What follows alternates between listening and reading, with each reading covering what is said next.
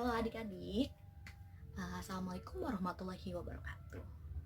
Di sini saya Amelia atau Kak Amel biasanya akan menjelaskan atau memaparkan materi kelas 7 SMP mengenai pencemaran lingkungan.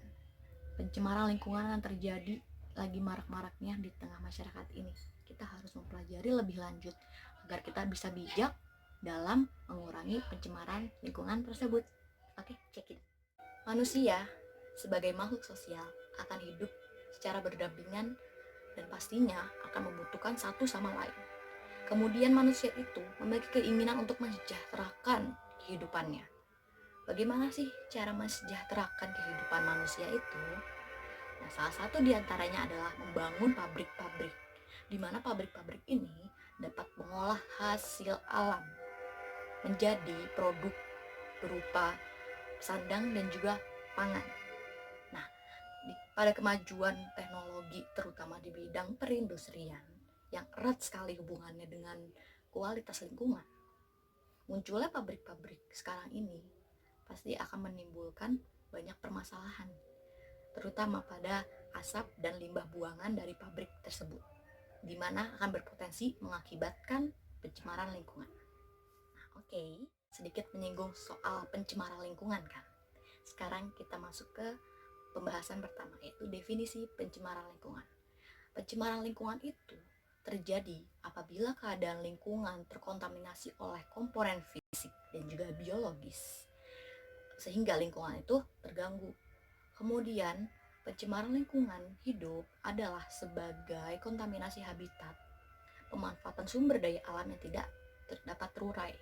Kemudian, definisi ketiga adalah pencemaran lingkungan, yaitu penambahan zat-zat atau bentuk energi berupa panas, suara, radioaktivitas terhadap lingkungan di tingkat yang lebih tinggi dibandingkan kemampuan alam itu sendiri untuk mengurainya. Jadi paham kan sekarang definisi pencemaran lingkungan itu apa? Adanya pabrik-pabrik yang dibuat oleh manusia itu merupakan faktor dari manusia. Kemudian selain faktor manusia, pencemaran juga dapat terjadi akibat faktor alam. Salah satu contohnya adalah gunung berapi yang meletus, di mana abu vulkaniknya dapat mencemari lingkungan. Nah, sekarang kita akan membahas satu istilah baru pada pencemaran lingkungan, yaitu polutan. Polutan itu apa sih? Adik-adik tahu? Nah, polutan itu adalah zat yang dapat mencemari lingkungan dan dapat mengganggu kelangsungan hidup makhluk hidup di lingkungan tersebut. Paham? Pelan-pelan ya.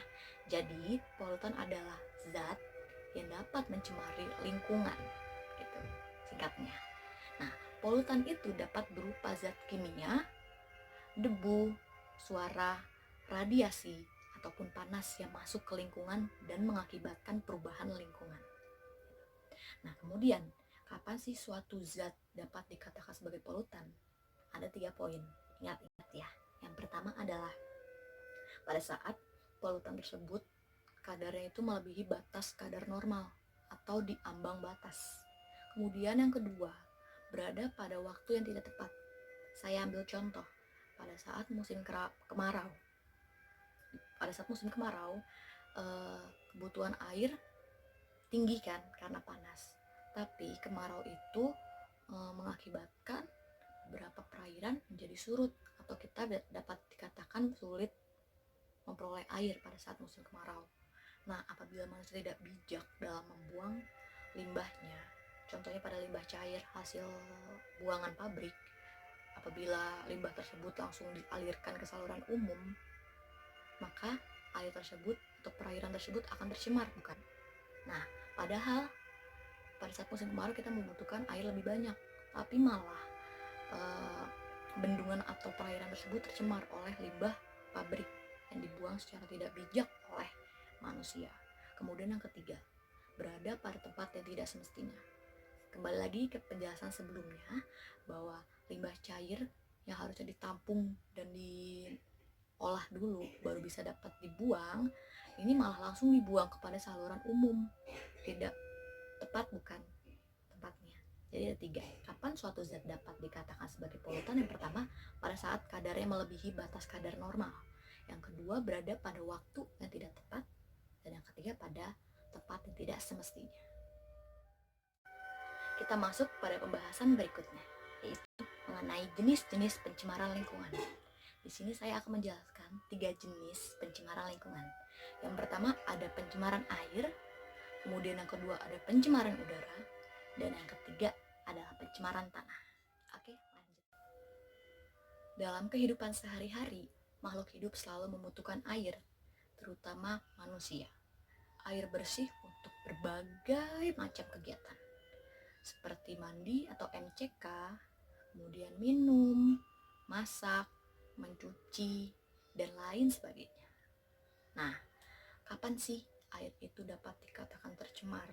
Atau bagaimana air itu bisa dikatakan tercemar? Nah, air dapat dikatakan tercemar apabila air itu mengalami perubahan. Pertama yaitu perubahan pada rasa, kemudian yang kedua perubahan pada warna air, yang ketiga adalah perubahan pada aroma atau bau. Nah, kemudian kita akan masuk kepada definisi pencemaran air. Nah, definisi pencemaran air itu sendiri adalah masuknya suatu komponen ataupun energi ataupun suatu zat asing ke dalam air yang mengakibatkan kualitas air tersebut menurun pada tingkat tertentu dan mempengaruhi kualitas air, kemudian air itu tidak dapat berfungsi sesuai dengan peruntukannya begitu. Kemudian apabila perairan itu tercemar, maka keseimbangan ekosistem di dalamnya akan terganggu. Nah, air dapat tercemar oleh komponen anorganik. Di antaranya adalah berbagai logam berat yang berbahaya bagi tubuh kita. Komponen logam berat ini pada umumnya berasal dari kegiatan industri tadi yang di pabrik gitu. Nah, kegiatan industri yang melibatkan penggunaan logam berat antara lain pada industri tekstil, industri cat atau tinta yang berwarna, terus industri pelapisan logam, kemudian percetakan dan bahan argokimia serta yang lainnya. Selanjutnya, kita akan masuk pada pembahasan faktor-faktor apa saja yang menyebabkan pencemaran air. Nah, pencemaran air itu dapat terjadi pada sumber-sumber air, contohnya pada sumur, sungai, rawa-rawa, danau, dan juga laut. Nah, bahan pencemar air atau polutan itu dapat berasal dari, pertama, limbah industri, kemudian kedua, limbah rumah tangga, dan yang ketiga adalah limbah pertanian. Kita akan bahas satu persatu faktor penyebab pencemaran air. Bahasan pertama yaitu faktor pencemaran air oleh limbah industri, di mana air limbah industri itu cenderung mengandung zat-zat yang berbahaya. Untuk itu dapat dicegah dengan tidak membuang limbah air industri langsung ke saluran umum. Kemudian selanjutnya adalah pabrik menghasilkan hasil produk dari hasil olahan alam, kemudian dia menghasilkan produk sampingan berupa limbah. Jadi ada dua hasil dari pabrik, yaitu produk hasil olahan alam dan juga produk sampingan berupa limbah. Nah, limbah pabrik ini dibagi menjadi dua. Yang pertama adalah limbah organik yang cenderung bau, biasanya itu disebabkan oleh pabrik tekstil dan juga pabrik pembuatan kertas. Kemudian yang kedua adalah limbah anorganik, biasanya berupa cairan yang panas, bau, kemudian berwarna dan berbuih, dan pasti mengandung asam belerang yang baunya itu benar-benar menyengat. Biasanya diakibatkan oleh produksi pada pabrik baja, emas, farmasi, dan lain sebagainya. Kemudian limbah industri itu biasanya berupa logam berat yang sering dialirkan langsung ke sungai, sehingga sungai itu tercemar gitu. Nah, jenis-jenis logam berat itu adalah biasanya raksa dan juga timbal, yang dapat mencemari dan merusak lingkungan. Selanjutnya masuk ke pembahasan kedua dari faktor pencemaran air, yaitu dari limbah rumah tangga. Coba nih adik-adik perhatikan kegiatan yang terjadi di pasar, rumah tangga, perkantoran, hotel, dan lain sebagainya. Nah, kegiatan yang terjadi di tempat tersebut pasti akan menghasilkan suatu sampah atau limbah. Nah, sampah atau limbah yang dihasilkan dari tempat yang sebelumnya sudah disebutkan dapat disebut dengan limbah rumah tangga. Jadi limbah rumah tangga itu adalah hasil samping dari semua proses atau kegiatan perumahan. Nah, ada dua jenis dari limbah rumah tangga, yaitu pertama limbah organik dan limbah anorganik. Apa sih perbedaannya? Nah, limbah organik ini adalah limbah yang bisa diuraikan oleh makhluk hidup. Contohnya mikroorganisme, seperti di dalamnya adalah sisa makanan, kertas, daun, kayu, kulit buah, dan kulit sayur. Sedangkan untuk limbah anorganik itu tidak dapat diuraikan oleh mikroorganisme, harus melalui proses panjang, seperti contohnya itu limbah besi, plastik, aluminium, bekas cat, dan minyak wewangian. Nah, di perairan, sampah itu mengalami proses penguraian oleh mikroorganisme. Nah, dari proses penguraian tersebut, kandungan oksigen di dalam perairan cenderung menurun. Nah, menurunnya kandungan oksigen dalam perairan tersebut itu akan merugikan kehidupan biota di dalamnya. Jadi adik-adik paham kan sekarang? Kita masuk ke pembahasan ketiga dari faktor terjadinya pencemaran air, yaitu air limbah pertanian. Nah, sebenarnya air limbah dari pertanian ini tidak berdampak negatif pada lingkungan.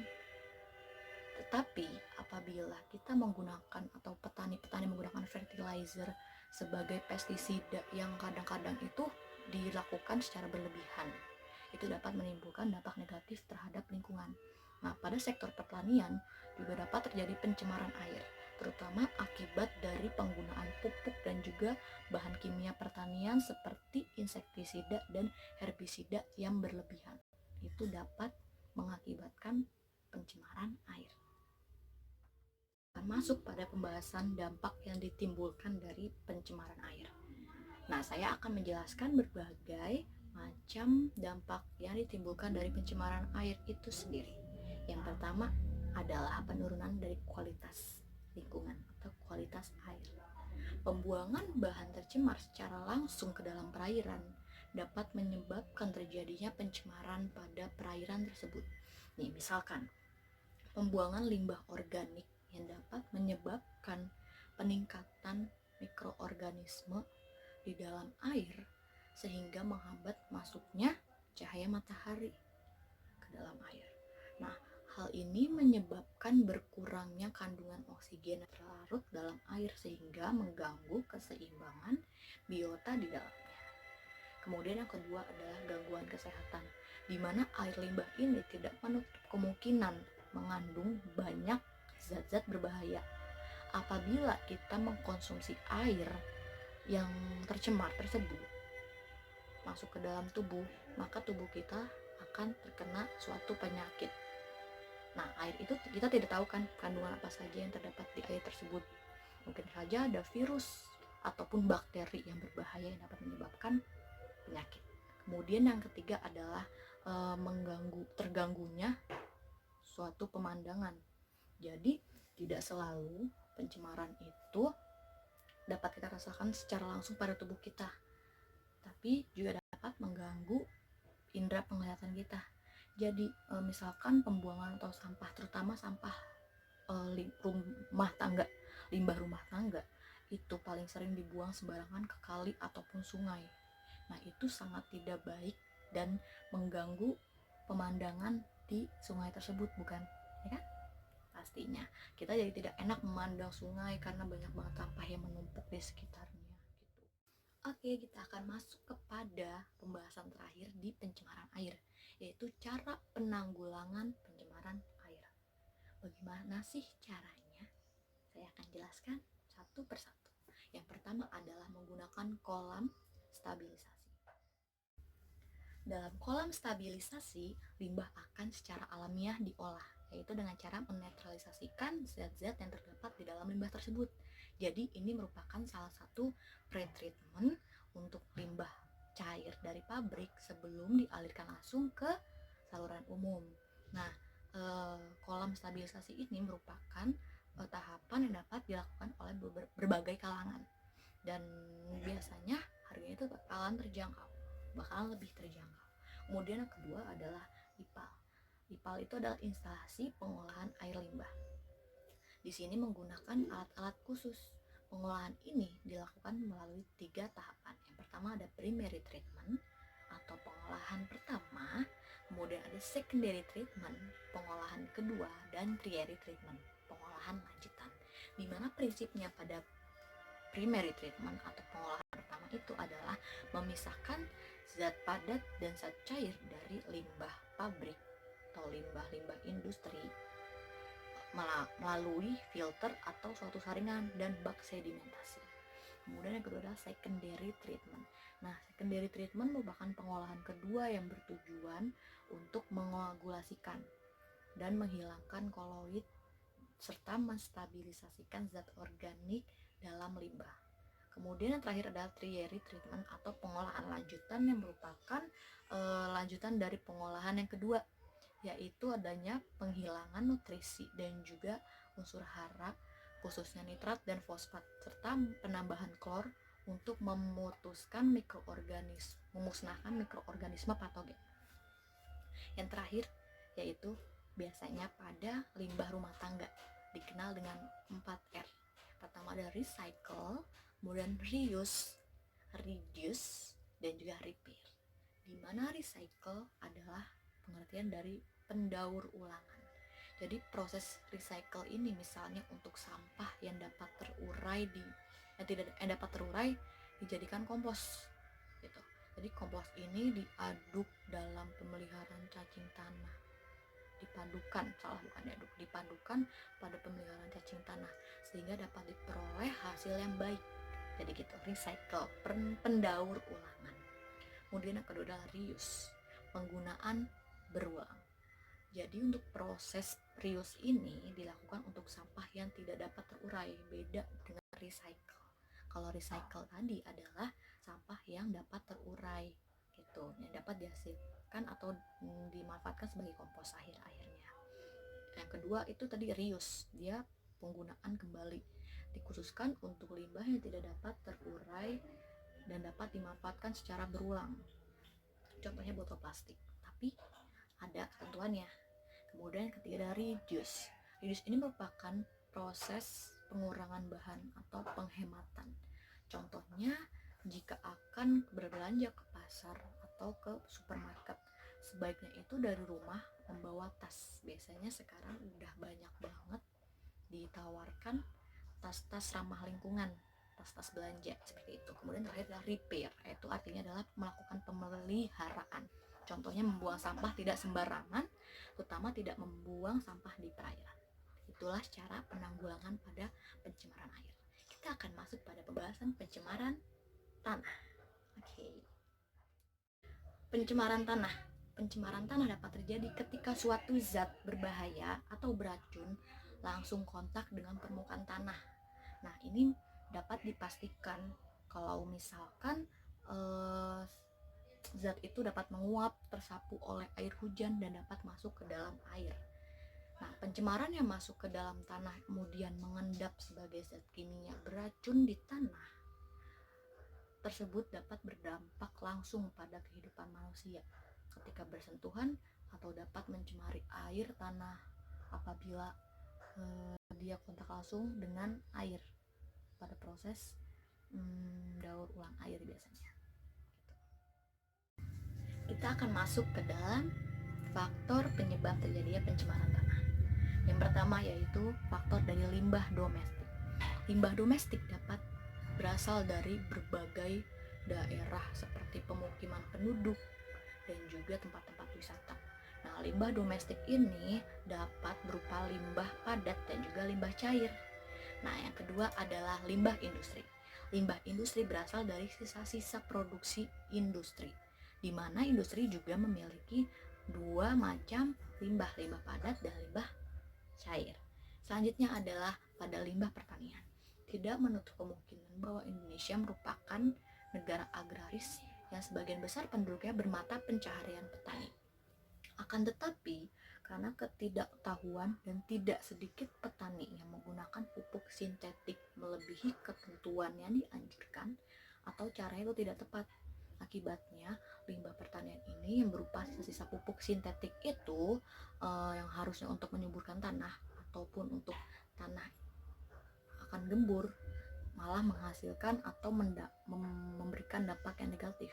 Misalnya pupuk urea dan pupuk pestisida untuk pemberantasan hama tanaman pertanian. Selanjutnya adalah bagaimana sih cara penanggulangan dari pencemaran tanah yang terjadi. Ada beberapa macam, yaitu remediasi dan juga bioremediasi. Perbedaannya apa? Yang pertama adalah remediasi. Remediasi merupakan kegiatan untuk membersihkan permukaan tanah yang tercemar. Ada dua jenis remediasi tanah. Yang pertama yaitu in situ atau on-site dan juga ex situ atau off-site. Kemudian ada bioremediasi. Nah, bioremediasi ini adalah proses pembersihan pencemaran tanah dengan menggunakan mikroorganisme. Ingatnya ada kata-kata bio. Bio itu berarti artinya mengandung maksud dari biologi atau segala sesuatu yang berhubungan dengan makhluk hidup. Jadi bioremediasi ini adalah pembersihan pencemaran tanah dengan menggunakan atau memanfaatkan aktivitas dari mikroorganisme, terutama jamur dan bakteri. Nah, bioremediasi ini bertujuan untuk memecah dan mendegradasi zat-zat pencemar menjadi bahan yang kurang beracun atau tidak beracun, seperti karbondioksida dan juga air. Begitu cara penanggulangan pada pencemaran tanah. Selanjutnya kita akan masuk pada jenis pencemaran terakhir, yaitu pencemaran udara. Pencemaran udara. Kita masuk pada pembahasan pencemaran udara, di mana udara merupakan salah satu faktor abiotik untuk menunjang kehidupan komponen biotik, terutama makhluk hidup. Udara mengandung berbagai macam atau berbagai jenis senyawa-senyawa dalam bentuk gas. Di antaranya mengandung zat yang amat penting bagi kehidupan, yaitu oksigen. Nah, oksigen berperan dalam pembakaran senyawa karbohidrat di dalam tubuh organisme melalui pernapasan. Reaksi pembakaran itu tidak hanya terjadi di dalam tubuh saja, namun kita pun sering melakukannya seperti pembakaran sampah dan juga lainnya. Nah, hasil samping dari pembakaran sampah itu merupakan senyawa karbon, biasanya CO dan juga CO2, yang akan dibuang secara langsung ke udara, meningkatkan samping peningkatannya populasi makhluk hidup, maka proses pembakaran pun akan semakin meningkat, bukan? Jadi dengan demikian konsentrasi senyawa karbon di udara akan semakin meningkat tuh, yang dapat dimana karbon dioksida itu amat penting bagi proses pembuatan makanan pada tumbuhan di proses fotosintesis. Dengan demikian peningkatan senyawa karbon di udara dapat teratasi. Namun dengan meningkatnya populasi manusia menyebabkan kebutuhan akan tempat tinggal meningkat. Hal ini membuat pembukaan ladang dan hutan untuk pemenuhan permintaan tempat tinggal dari manusia itu. Kemudian kita masuk pada macam-macam pencemaran udara. Yang pertama ada pencemaran udara primer. Pencemaran udara ini disebabkan langsung dari sumber pencemar. Contohnya itu adalah peningkatan kadar karbon dioksida yang disebabkan oleh aktivitas pembakaran oleh manusia di muka bumi.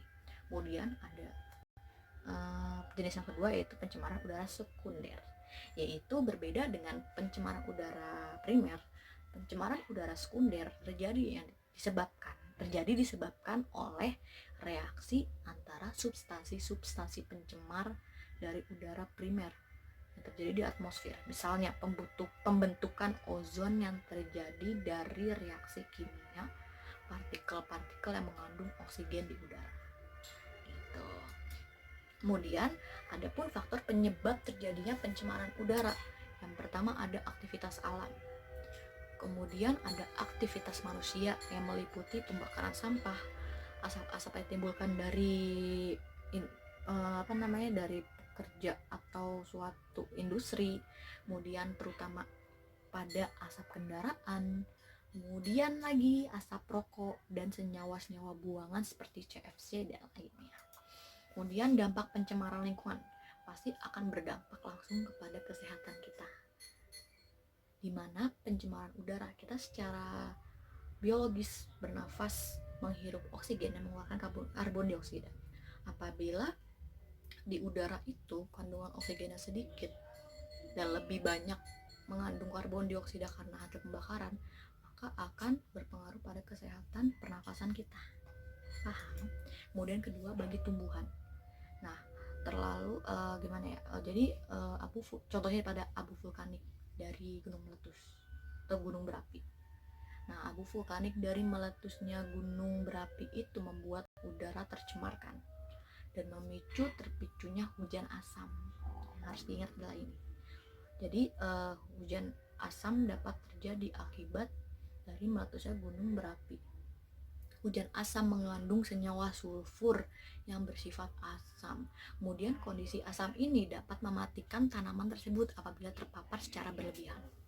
Kemudian ada efek rumah kaca, di mana konsentrasi karbon dioksida dan karbon monoksida itu tinggi di atmosfer, akan memicu terjadinya efek rumah kaca.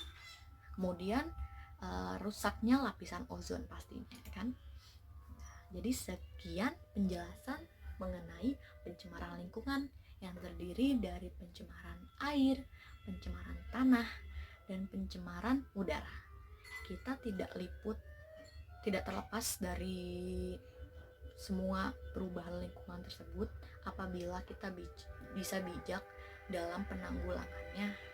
Jadi kita harus berpikir atau harus sadar diri untuk mencintai lingkungan, padahal lingkungan itu juga bermanfaat untuk kita. Kalau kita merusak lingkungan tersebut, maka kita tidak punya apa-apa atau tidak dapat memanfaatkan lingkungan tersebut karena kita sudah merusaknya. Paham tidak? Jadi kita harus sama-sama menjaga lingkungan dengan memperhatikan pembuangan limbah-limbah ini agar tidak mencemari berbagai komponen abiotik di muka bumi. Sekian, semoga bermanfaat, dan maaf apabila ada kesalahan kata dan penjelasannya sedikit rumit. Kalian dapat mendengarkan atau mencari atau mengulik ulang di berbagai referensi. Oke, sekian dan terima kasih. Wassalamualaikum warahmatullahi wabarakatuh. Bye. Sampai ketemu di materi selanjutnya.